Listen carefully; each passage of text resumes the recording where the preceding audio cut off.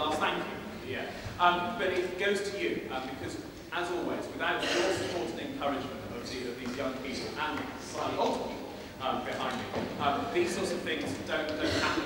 And I have to say, I'm in a very privileged position. Although I left Cambridge to seek the heady climes of Birmingham a couple of years ago, and you can read all about what I'm up to with the City of Birmingham Symphony Orchestra. I have very much kept in touch with everything that's going on in Cambridge, and whilst I was an organ scholar here, too many years ago now to mention, it always struck me that it was very strange that in one of the singing centres of the world, with the likes of King's College Chapel and St John's College Chapel, there weren't things like county youth choirs really hitting the scene. We left that to the likes of the Berkshire Music Service to do things like that.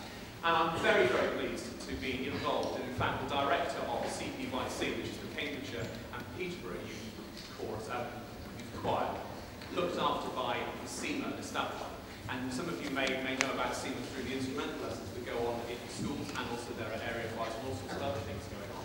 This isn't part of SEMA, but what the wonderful thing that happened about 3 or 4 months ago in the auditions for the County Youth Choir, which is now about 60 strong, with boys singing tenors and basses, as well as the sopranos and altos, it walked 4 or 5 members who were singing in the very, very first Cambridge Primary School Singing Network event 5 years ago, and then they just followed their singing all the way through the wonderful work that goes on in the secondary schools like Sawston, and that leading through to places like Hills Road, and then they come through to the county youth level as well.